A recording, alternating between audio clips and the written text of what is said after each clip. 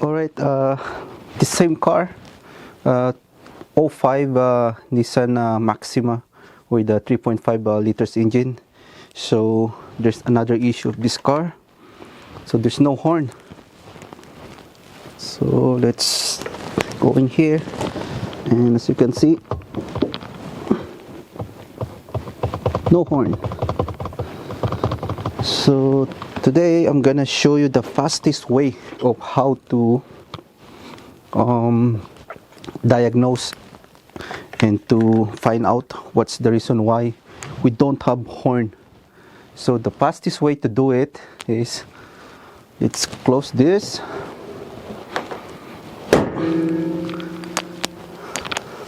Let's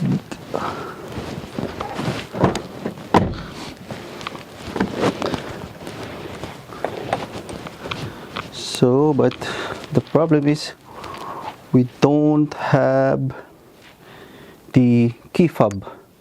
So when you press the key fob, this car, it will like sounds like click, when you like lock your car.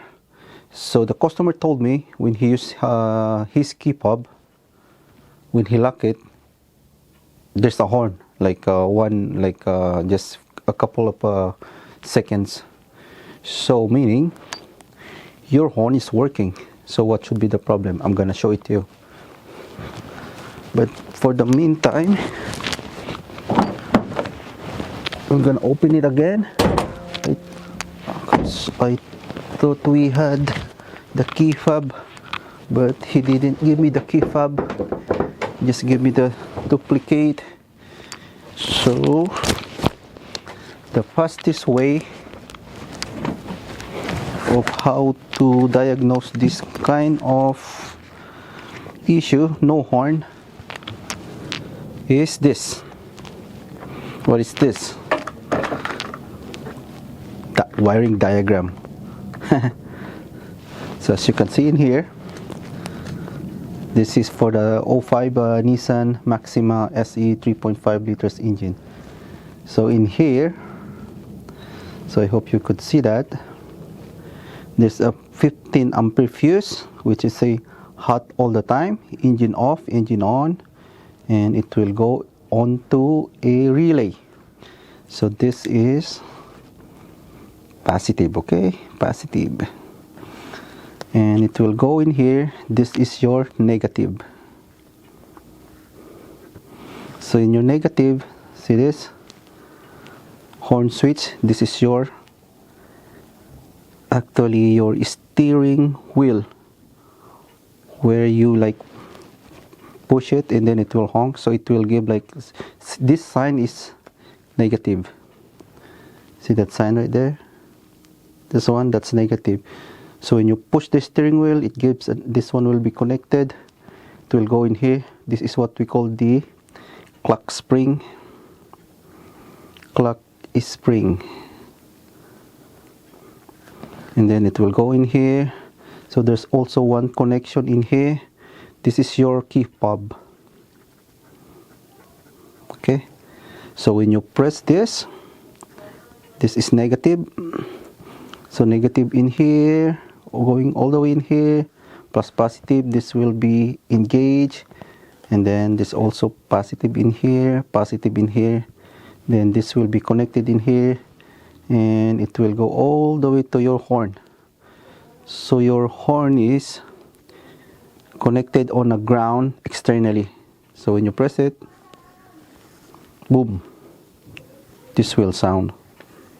So you got two horn. So the same connection. So there's just only a separation in here, connection in here. So positive, that's your horn right there. So let's summarize. That's your steering wheel. You press it, it gives negative. It will go in here. So this is your relay. This is a solenoid. So a solenoid will initiate. So this is positive. So the positive in here. So when the solenoid initiate, this will connected this into here, and it will give you positive all the way in here. Negative is already connected externally, so your horn will sounds. So you got two horn, this and this.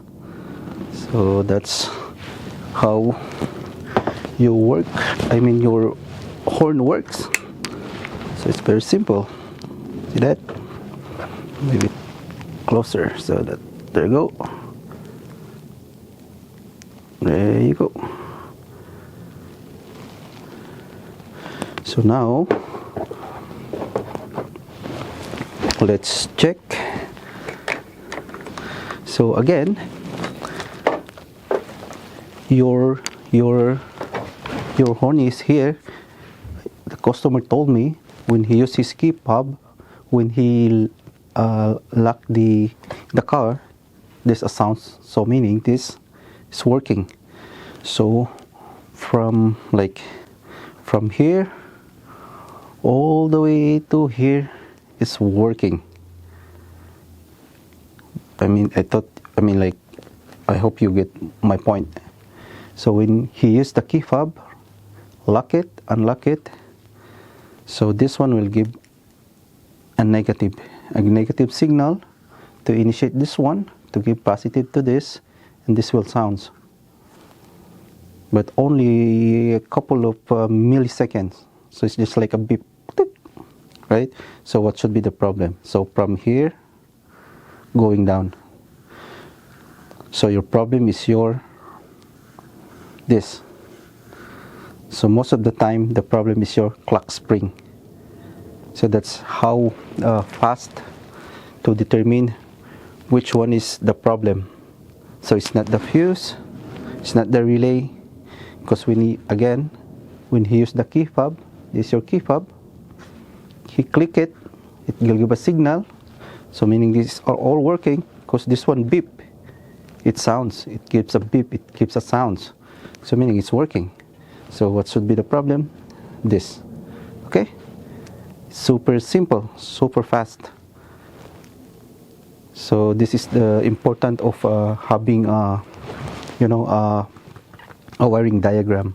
It makes your work faster, more efficient, more accurate. You can also check the 15 ampere, so the fuse, but what's the point, right? Because when you use the key fob, it will sound. So meaning all of these are working, but I'm gonna show it to you. That's your 15 ampere in here. See that? It's working. It's not blown. So your 15 ampere is located in here. I'm just gonna show it to you, prove it to you. Right there. So it says in here fuse number 25. So right here we get one sec.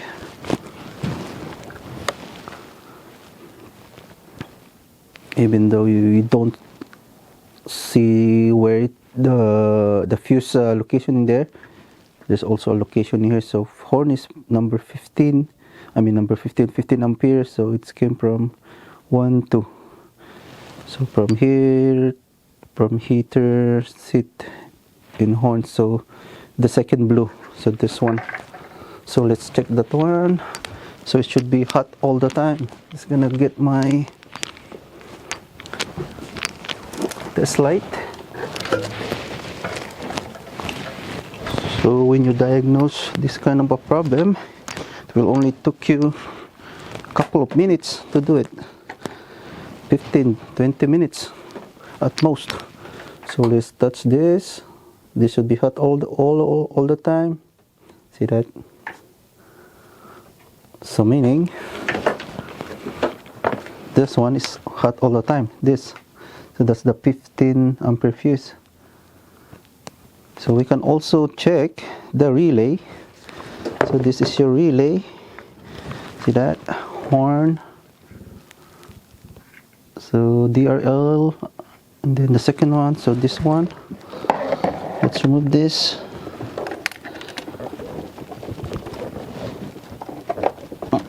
I don't know if we could remove it. Oh well, I'm not gonna remove it anymore because I know that it's working. It's just that I don't have the key fob.